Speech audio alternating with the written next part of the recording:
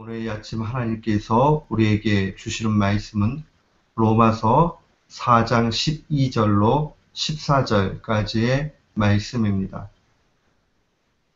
로마서 4장 12절부터 14절 우리 한 마음으로 봉독토록 합니다.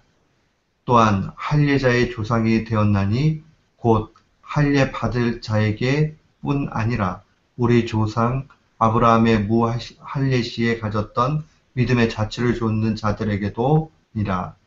아브라함이나 그 후손에게 세상의 후사가 되리라 하신 언약은 율법으로 말미암은 것이 아니요 오직 믿음의 의로 말미암은 것이니라. 만일 율법에 속한 자들이 후사이면 믿음은 헛것되고 약속은 폐하여 졌느니라. 아멘. 저는 오늘 본문 말씀 로마서 4장 12절로 14절 말씀을 통해서 구원은 혈통과 상관없다라는 제목으로 주의 말씀을 선포하도록 하겠습니다. 바울은 로마서 3장 22절에 다소 충격적인 선언을 합니다. 이 로마서 3장 22절 말씀 보면 곧 예수 그리스도를 믿음으로 말미암아 모든 믿는 자에게 미치는 하나님의 의인이 차별이 없다. 한마디로 이야기하면 이 복음 가운데는 차별이 없다라고 선언을 합니다. 남녀노소, 나이에 상관이 없고 빈부, 학력, 건강, 인종 상관없이 이 차별 없는 하나님의 의가 복음 안에 있다라고 선언을 합니다. 이 바울의 선언은 바울뿐만 아니라 베드로 사도에게도 동일하게 나타납니다. 사도행전 2장 39절에 보면 베드로 사도는 복음 설교하면서 이렇게 선포합니다. 이 약속은 너희와 너희 자녀와 모든 먼데 사람 곧 우리 주 하나님이 얼마든지 부르시는 자들에게 하신 것이다. 얼마든지 부르시는 자들. 이 말씀은 차별이 없다는 말씀과 동일합니다. 사랑하는 성도 여러분, 복음은 우리가 가지고 있는 편견과는 다르게 하나님께서 부르시면 얼마든지 그 복음의 능력 안으로 들어오게 됩니다. 이 바울 사도는 로마서에서 특별히 차별이 없는 복음의 근거를 아브라함과 관련해서 설명합니다. 이미 우리가 한번 어제 봤지만 아브라함과 할례 명령 그 사이에는 시간적 차이가 있습니다. 창세기 15장 6절에 보면 하나님이 아브라함의 믿음을 보고 그것을 의로 여겨주신 사건이 기록되어져 있습니다. 아브라함에게 아들 주겠다 약속하셨지만은 그러나 아들이 나타나지 않습니다. 그는 믿음이 약해진 가운데서 그의 종이었던 엘리에셀을 자기의 후사, 상속자로 생각을 합니다. 하나님 말씀하시죠. 그 엘리에셀이 아니라 아브라함을 통해서 아들 주시겠다라고 말씀해 주십니다. 그 말씀에 대해서 그가 의심하지 않고 믿고 하나님을 신뢰하니 하나님이 그것을 의로 여겨주셨다. 창세기 15장 6절 말씀입니다. 그런데 두 장 건너가서 아브라함이 99세 되었을 때에 하나님이 모든 언약의 백성에게 할례 받을 것을 명령하십니다. 아브라함도 할례를 받지요. 그러고 보면 이 바울 사도가 할례를 받은 이후에 의로움이 온 것이 아니라 하나님의 의롭다 여김을 해주신 것은 이미 창세기 15장이니 그것은 무할례 시에 받은 것 아니냐라고 그렇게 선언을 합니다. 그리고 나서 이 바울 사도는 이 차별이 없는 복음의 의의는 할례자에게나 무할례자에게나 상관없이 믿음의 자취를 좇는 자들에게 온다라고 그렇게 선언합니다. 이게 12절 말씀이에요. 할례자의 조상이 되었다니 곧 할례 받을 자에게나 뿐만 아니라 우리 조상 아브라함의 무할례 시에 가졌던 믿음의 자취를 좇는 자들에게도 동일하다라고 그렇게 선언을 합니다. 그러니까 할례자의 조상 되었던 아브라함이 유대인에게도 복음은 열려져 있고 무할례 시에 이미 의롭다함을 얻었다라는 그 말씀을 근거로 믿음의 자취를 좇는 모든 사람들에게도 그러한 복음의 능력이 임한다는 겁니다. 그러니까 결국 혈통적인 의미가 아니라 그것은 믿음의 여부에 달려있다는 것을 분명하게 보여줍니다.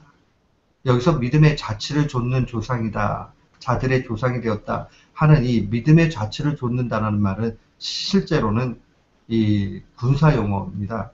이 좇는다 할 때는 행군하기 위해서 줄을 잘 맞추는 걸 얘기하죠.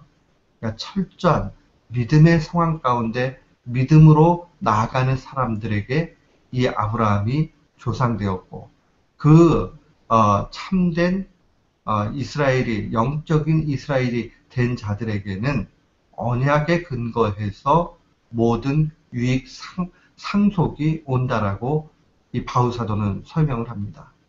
13절 말씀에 보면 아브라함이나 그 후손에게 세상의 후사가 되리라 하신 말씀, 여기서 세상의 후사라는 것은 좁은 의미로 얘기하면 아브라함에게 있어서는 가나안 땅을 약속받은 것을 의미합니다. 이 가나안 땅을 약속받은 것을 믿음의 차원에서 보면 믿음의 신자에게는 하나님의 나라, 천국이 임하는 것, 천국, 영생을 상속받는 것을 뜻합니다. 물론 우리가 오해하지 말아야 되는 것은 이 가나안 땅이 천국을 보여주는 것 아닙니다. 그러면 가나안 땅에 들어가지 못했던 모세는 천국에 들어가지 못하는 것이 되기 때문입니다. 그러나 약속으로 유업을 받는다 할 때에 그 가나안 땅, 그것은 이스라엘 백성, 특별히 이 약속을 받았던 아브라함의 후사들, 후예들에게 있어서는 중요한 문제입니다. 근데 믿음으로 나아가는 우리에게는 영생이 주어지는 것이죠. 그렇다면 이 영생을 얻는 방법, 다른 말로 이야기하면 믿음의 신자들이 받게 되는 하나님의 나라는 어떻게 오게 되느냐? 한마디로 이야기하면 율법에 대한 준수가 아니라 오직 하나님에 대한 신뢰, 다른 말로 이야기하면 믿음으로 가능하다는 겁니다. 이 13절 하반절 말씀에 보면 이 언약은 율법으로 말미암는 것이 아니요, 그러니까 율법을 통해서 이루어지는 것이 아니라 오직 믿음의 의로 이루어진다. 믿음의 의. 이 믿음의 의라는 이 말이 굉장히 중요합니다. 한마디로 이야기하면 믿음으로 하나님 앞에 모든 영생을 받아 누리는 겁니다. 만일 14절 말씀에 보면 만일 율법에 속한 자들이 후사이면, 율법에 속했다라는 것은 특별히 율법을 지켜서 모든 것을 받아 누리게 된다라고 생각하는 유대교의 그런 사람들을 얘기합니다. 만일 율법에 속한 자들이 후사, 상속자지요. 상속자이면 믿음은 필요 없는 게 되지요. 그리고 하나님의 약속은 다 폐하여 졌다라고 그렇게 바울은 선언합니다.